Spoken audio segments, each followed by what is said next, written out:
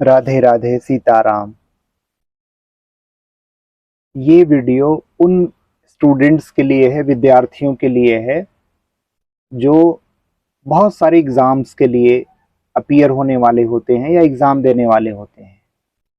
तो एग्ज़ाम से पहले, एग्ज़ाम के कुछ दिनों पहले या एग्ज़ाम के टाइम पे हमें जो स्ट्रेस होता है, स्टूडेंट्स को जो स्ट्रेस होता है, एक तनाव होता है मानसिक रूप से, उसको कैसे दूर किया जाए, उसको लेकर के आज हम जो है इस वीडियो में बहुत शॉर्ट में समझने की कोशिश करेंगे। देखिए, सबसे पहले तो ये है कि हमें ये समझना कि जो भी एग्ज़ाम हम देने जा रहे हैं, चाहे वो आपका कॉम्पिटिटिव एग्ज़ाम हो या आपका एकेडमिक या आप जो भी पढ़ाई कर रहे हो उसके लिए, तो उस एग्ज़ाम का नेचर क्या है। तो सबसे पहले आपके पास कितना टाइम बचा है, कितना सिलेबस बचा है, उसको लेके आप बैठ जाइए और आप देखिए कि आपने उसमें से कितना सिलेबस, कितना पाठ्यक्रम टॉपिक वाइज कवर कर लिया है, पढ़ाई कर ली है। और अगर उस टॉपिक से, जिस टॉपिक को आपने पढ़ लिया है पहले से, उसमें से कुछ भी प्रश्न आता है तो आप कितने अच्छे तरीके से उस प्रश्न को रिप्लाई कर सकते हैं, आंसर कर सकते हैं प्रश्न का। तो वहां से आपको पता चल जाएगा कि आपकी तैयारी का जो है वो लेवल क्या, स्तर क्या है, आप कितने तरीके से, आप किस तरीके से आप तैयार हैं, पहली चीज। दूसरी चीज, मान लीजिए आप कि आपको समझ में नहीं आ रहा है, कुछ भी समझ में नहीं आ रहा है, एकदम जीरो है, क्योंकि मैं जीरो से स्टार्ट करता हूं। तो एक चीज सबसे पहले हमें ये समझनी होगी कि भाई, पढ़ाई is very important, study is very very very important, but study is not everything. अगर आप पढ़ाई में अच्छे हैं या अच्छे नहीं हैं, तो पढ़ाई से पूरा जीवन आपका चलेगा। कुछ लोगों के लिए एकदम सही भी है और कुछ लोगों के लिए बिल्कुल सही नहीं है। पर मोस्टली अगर मैं देखूं तो टॉपर्स कम होते हैं, बाकी जनरल पब्लिक ज़्यादा होती है। तो सबसे पहले तो हमें बहुत ज़्यादा टेंशन मानसिक रूप से नहीं लेना चाहिए। और ये मैं आपको ऐसे नहीं कह रहा हूँ कि आप मेरा वीडियो देख रहे हैं तो मैं इसलिए सिर्फ आपको कह दे रहा हूँ। मेरा अपना खुद का बेटा भी है, बिटिया भी है मेरी, तो उसको जो राय मैं दूंगा, जो मैं अपने बच्चे को राय दूंगा, वही राय मैं आपको भी दे रहा हूँ, वही ओपिनियन, वही सजेशन, वही एडवाइस मैं आपको भी दे रहा हूँ, तो जो वीडियो आप देख रहे हैं। तो सबसे पहली चीज तो ये है कि भाई, बहुत ज्यादा आपको मानसिक रूप से टेंशन लेने की जरूरत नहीं है। एक चीज यहां समझने वाली है कि क्या आप अंडर प्रेशर परफॉर्म करते हैं, या फिर अगर आपको रिलैक्स छोड़ दिया जाए या माइंड आपका, मन आपका रिलैक्स रहे, तब आप परफॉर्म करते हैं। तो आपको अपना नेचर जो है, आपका पर्सनालिटी किस तरह से है, आपका व्यक्तित्व किस प्रकार का है, वो समझना होगा। अब अगर मैं बात करूं मेरे अपने बारे में, तो मुझे आप बहुत प्रेशर देंगे, बहुत ज़्यादा एकदम कि डेडलाइन देंगे, तो मैं कर तो लूँगा, लेकिन मेरा उतना अच्छा रिजल्ट नहीं मैं ले आ पाऊँगा। तो जब मैं अपने लिए अपना असेसमेंट करता हूँ, तो मैं ये पाता हूँ कि भाई, मुझे आप काम दे दीजिए, टाइम बता दीजिए, मैं अपने हिसाब से कर लूँगा, बहुत ज़्यादा मुझे टेंशन नहीं है, मैं बहुत ज़्यादा टेंशन अब नहीं लेता। पर हाँ, एग्ज़ाम के टाइम पे, जब 10th के बोर्ड का एग्ज़ाम था, 12th के बोर्ड का एग्ज़ाम था, जो है वो कॉमर्स, मैंने बीकॉम किया है, उसका एग्ज़ाम था, एमबीए का एग्ज़ाम था, पीएचडी का वाइवा था, यूजीसी नेट का एग्ज़ाम था, सेट का एग्ज़ाम था। तो इन सब एग्ज़ाम्स के पहले एक थोड़ा टेंशन तो होती है भाई, वो बात तो सही है। लेकिन रिलैक्स कैसे किया मैंने, ठीक है, जो होगा सब देखा जाएगा। और ये तो पहली चीज़ हो गई कि हमको अपना ये असेसमेंट करना कि भाई, मेरा सिलेबस के हिसाब से कितना कवर हुआ है, कितना मेरा पढ़ना बाकी है, कौन कौन सी चीज़ें मुझे लगती हैं कि मेरे सिलेबस में से सबसे ज़्यादा इम्पॉर्टेंट हैं। अब ये पता कैसे चलेगा सबसे ज़्यादा इम्पॉर्टेंट कौन सी हैं? तो प्रीवियस ईयर के क्वेश्चन पेपर्स का ट्रेंड एनालिसिस मैं करूंगा। प्रीवियस ईयर के 1 साल का 2 साल का क्वेश्चन मैं नहीं देखूंगा, 3 साल का। मैं ये देखूंगा या देखूंगी कि पिछले 10 सालों का, 5 सालों का ट्रेंड क्या रहा है, किसी भी टॉपिक से, किसी भी थीम से किस प्रकार के क्वेश्चंस आए हैं। जो भी टॉपिक है, चाहे आपका साइंस का है, कॉमर्स का है, आर्ट्स का है, आप देखेंगे कि एक क्वेश्चन का एक टॉपिक होगा, उस टॉपिक के ब्रांचेस, उसके सब थीम्स, एक थीम मेन थीम होगा, उसके सब थीम में से क्वेश्चन इर्द गिर्द से जो है आपको पूछा जाएगा। तो अगर वो ट्रेंड एनालिसिस आपने कर लिया, वो पैटर्न आइडेंटिफाई कर लिया, पहचान कर लिया, तो आपको आसानी होगी ये पता करने में कि कौन कौन से टॉपिक इंपॉर्टेंट है। ये मैं उन लोगों के लिए बता रहा हूँ जिन लोगों की तैयारी लास्ट मोमेंट तक, बहुत कम दिन बचे रहते हैं एग्जाम के पहले और वो नहीं कर पाते हैं तैयारी। तो सबसे पहले इंपॉर्टेंट चीज़ों को पता कर लीजिए, और उसको याद करने के लिए, मेमोराइज करने के लिए तो रटना नहीं है, रटना कभी भी नहीं है। क्योंकि रटने में सबसे बड़ा रिस्क ये है कि अगर हमें याद नहीं आया टाइम पे, और सारा खेल टाइमिंग का है, तो हम भूल जाएंगे, हम फेल हो सकते हैं। तो सबसे पहले क्या करना है, हमें प्रैक्टिकल लाइफ से जुड़े कुछ चीजों के एग्जाम्पल्स के साथ में उसको याद रखना है। कुछ इस तरह की चीजों के साथ में अपने जो सिलेबस को, जो इंपॉर्टेंट चीजें उनको पढ़ने के लिए कुछ कीवर्ड्स अपने कॉपी में टॉपिक वाइज नोट कर लेने हैं, और उन कीवर्ड्स को छोटे छोटे, 1 शब्द, 2 शब्द, 4 वर्ड्स के आपको कीवर्ड्स को याद कर लिया, और उसको एग्जाम में जा करके सेंटेंस बना करके इंग्लिश में, हिंदी में, जिस भी भाषा में आप दे रहे हैं, तमिल में, तेलुगु में, उड़िया में, मराठी, पंजाबी, गुजराती, हरियाणवी, जो भी लैंग्वेज है आपकी, उसमें आप बना लीजिए। तो सबसे पहले जो मैंने कहा कि आपका सिलेबस कितना कवर हुआ है, कितना कवर करना है, कितना दिन के बीच में है वो, और उसके हिसाब से कीवर्ड बना लीजिए। पहली चीज ये है। दूसरी चीज हम जो बात कर रहे थे कि हमें ये देखना कि भाई सिलेबस तो देख लिया हमने, हमें शांति से बैठना है, और शांति से, जैसे अभी मैं बैठा हुआ हूँ। दूसरा, आपका जो हार्ट बीट है, जैसे ही आप सोचते हैं कि भाई मेरा एग्जाम आने वाला, आपका हार्ट बीट, आपको कुछ आ नहीं रहा है, समझ में नहीं आ रहा है, तो 2 मिनट शांति से बैठ जाना, एकदम शांत, सब कुछ छोड़ दीजिए, जो होगा वो सब देख लेंगे। पढ़ाई हमारे लिए है, हम पढ़ाई के लिए नहीं है। इंपॉर्टेंट है पढ़ाई, स्टडीज बहुत इंपॉर्टेंट है, बट परंतु हमें शांति से बैठना है, और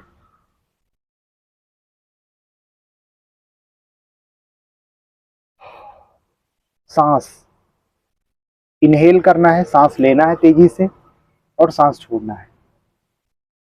ये सांस लेने का, और उसके बाद थोड़ा सा 1-2 सेकंड रुके,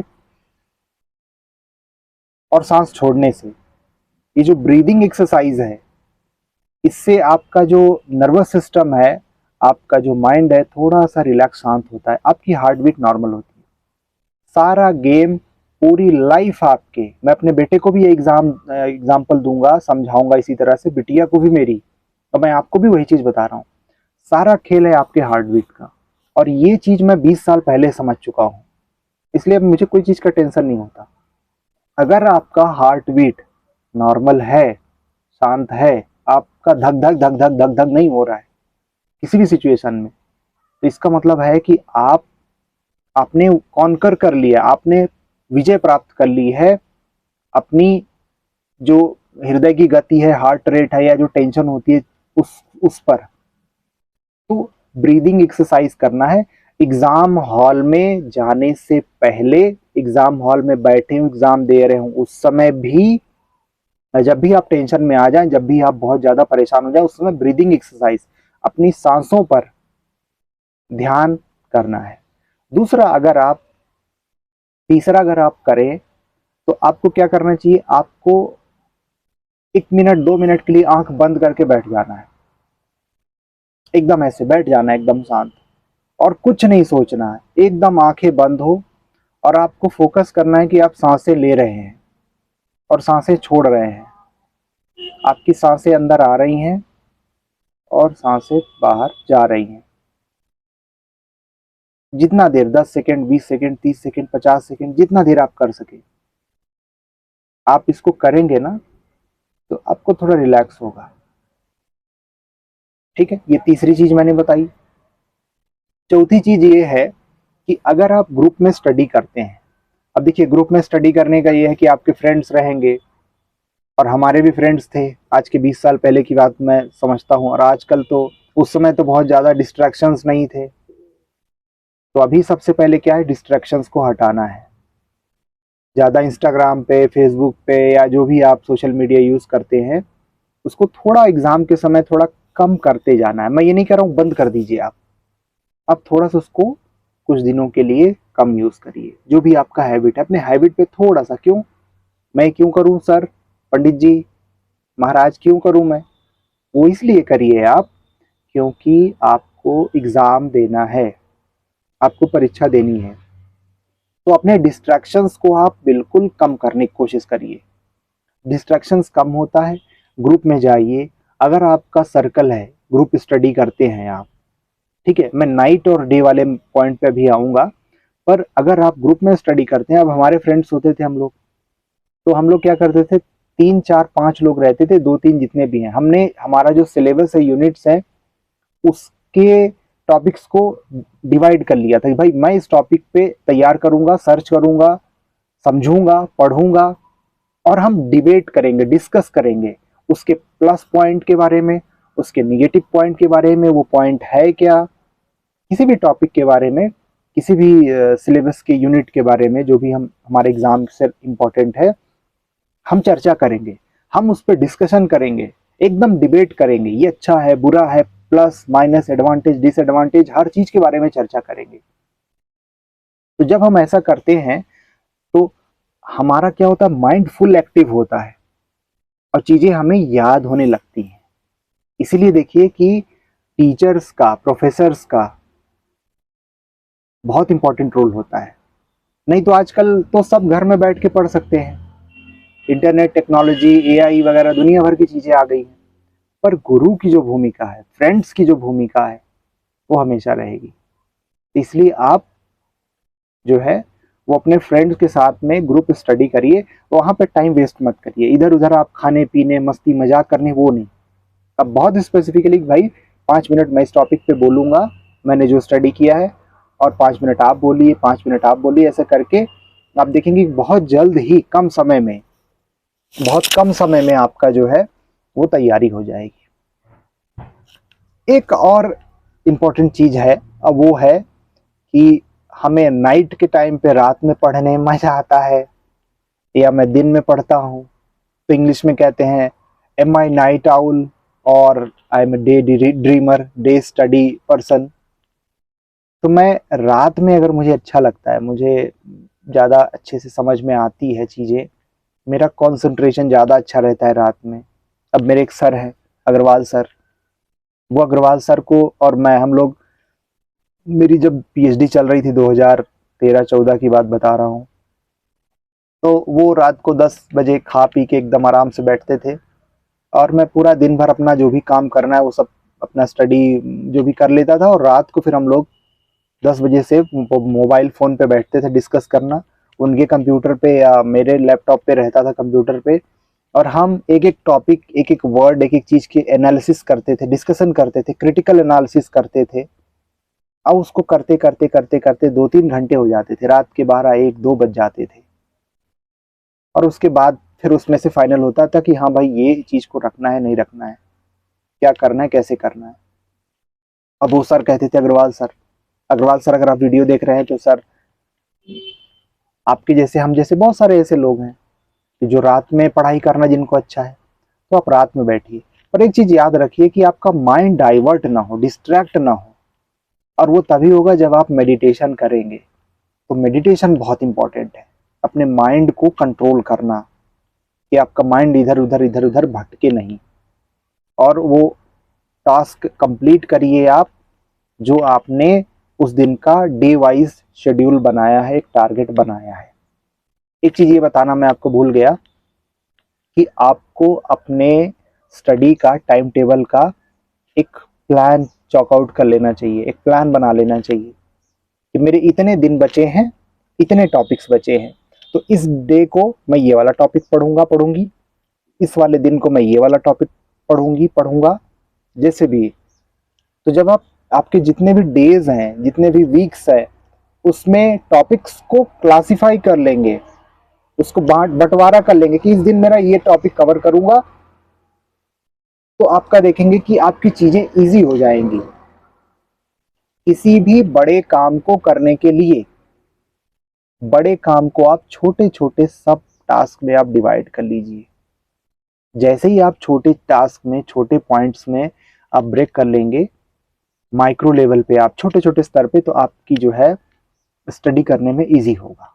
और आजकल तो एआई वगैरह आ गया है, चैट जीपीटी हो गया, जेमिनी, गूगल का, दुनिया भर के हैं, उनकी हेल्प लीजिए आप कीवर्ड्स के साथ में नोट्स बनाने में। ठीक है, एक चीज और याद आई, अभी बहुत इंपॉर्टेंट है आपके लिए, ध्यान से सुन लीजिए, और कुछ डाउट्स है कमेंट से तो पूछिएगा। मैं अपने बारे में पर्सनली बता रहा हूँ, मुझे बहुत अच्छा लगता था कि मैं स्टडी मटेरियल बहुत सारे कलेक्ट कर लूँ अच्छी क्वालिटी के। अगर आप नीट की तैयारी कर रहे हैं, आईआईटी की तैयारी कर रहे हैं, यूजीसी नेट की तैयारी कर रहे हैं, AIEEE जो भी एग्जाम, कॉम्पिटिटिव एग्जाम की, यूपीएससी की, एसएससी की, हम क्या रहता है, अच्छा स्टडी मटेरियल, अच्छे रिसोर्सेस कलेक्ट करने पे ज़्यादा फोकस करते हैं। देखिए, इंपॉर्टेंट ये है कि जो स्टडी मटेरियल हमारे पास में है, उसको कितने नंबर ऑफ टाइम्स हम रिवीजन करते हैं, उसको बार बार पढ़ते हैं। जितनी बार आप पढ़ेंगे, आप देखेंगे कि आपको कुछ ना कुछ नया पर्सपेक्टिव, नया चीज, एनालिटिकल चीज आपके दिमाग में वो अपने आप आने लग जाएगा। तो क्वालिटी कंटेंट ढूंढना, रिसोर्सेस ढूंढना, स्टडी मटेरियल ढूंढना is very important. But at the same time, जो भी स्टडी मटेरियल है उसको अच्छी तरीके से क्वालिटी के साथ में पढ़ना। और अगर आपको ना समझ में आए, तो जो आपके मेंटर्स हैं, जो प्रोफेसर्स हैं, जो कोच हैं, कोचिंग में अगर आप जा रहे हैं, जो टीचर्स हैं, जो आपके सीनियर्स हैं, जो भी हैं, आप उनसे बस हाथ जोड़ के, सर, मैडम, मुझे प्लीज इस टॉपिक पे एकदम समझाइए। You should be hungry for success. आप भूखे होने चाहिए सक्सेस के लिए। और सिंपल सा बात है भाई, मुझे इस टॉपिक को समझना है। जहां आप समझ गए, वहां पे आपको याद रहेगा। तो एक चीज ये करना है कि आपको टॉपिक को डिसेक्ट करके छोटे छोटे पार्ट्स में एक टाइम फ्रेम बना करके और शांति से बैठ के उसको याद करना, उसको पढ़ना, उसको समझना है, रटना नहीं है, जैसे मैंने पहले बताया। लास्ट में आपको ये कहूंगा कि पढ़ाई बहुत इंपॉर्टेंट है, बट पढ़ाई से ही आपका जीवन चलेगा, उस लेवल का आपको टेंशन नहीं लेना चाहिए। अगर आप लेंगे तो क्या होगा, बहुत लोग, जैसे मैं बोलता था, लेंगे भाई टेंशन, क्या हो जाएगा, उससे होगा ये कि आप मानसिक रूप से, मेंटली बहुत डिस्टर्ब हो जाएंगे।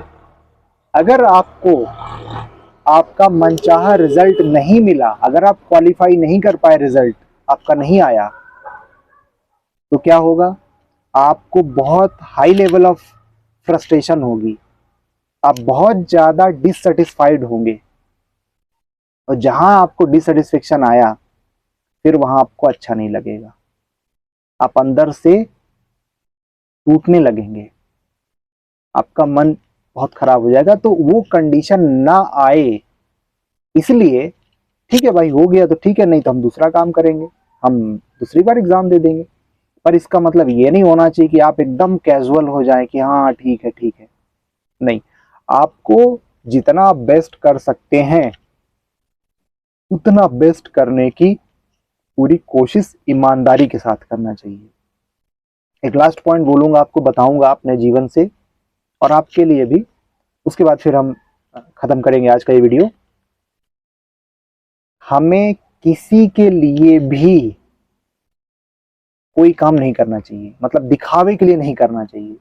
हमें अपने प्रति अकाउंटेबल होना चाहिए, अपने अपने आप के प्रति ईमानदार होना चाहिए। मैंने क्या ईमानदारी से अपना होमवर्क किया, अपनी पढ़ाई की, अपना असाइनमेंट किया, अपनी एग्जाम की तैयारी की, ईमानदारी से आप स्वयं अपना इवैल्यूएशन करिए। आप सिर्फ अपना देखिए कि भाई मैंने कितनी ईमानदारी के साथ में, कमिटमेंट के साथ में, डेडिकेशन के साथ में अपने एग्जाम की तैयारी की, मैंने सिलेबस कंप्लीट किया, मैंने अपना बेस्ट दिया। अगर आप अपना बेस्ट देंगे, आपकी जो कैपेसिटी है, क्षमता है, उसके बाद रिजल्ट जो भी हो आप देखेंगे कि आपको बहुत सेटिस्फेक्शन मिलेगा। ये जो फ्रस्ट्रेशन एक तरफ से होता है ना, वो फ्रस्ट्रेशन आपको बिल्कुल नहीं होगा। तो आपको जो है इस तरह से तैयारी करनी चाहिए। मेरी आपको बहुत शुभकामनाएं। अगर आपको किसी भी पॉइंट पे और डिस्कशन या मतलब गाइडेंस चाहिए, या आपको कुछ कमेंट फीडबैक है, तो आप ज़रूर कमेंट करके बताइएगा। राधे राधे, सीताराम।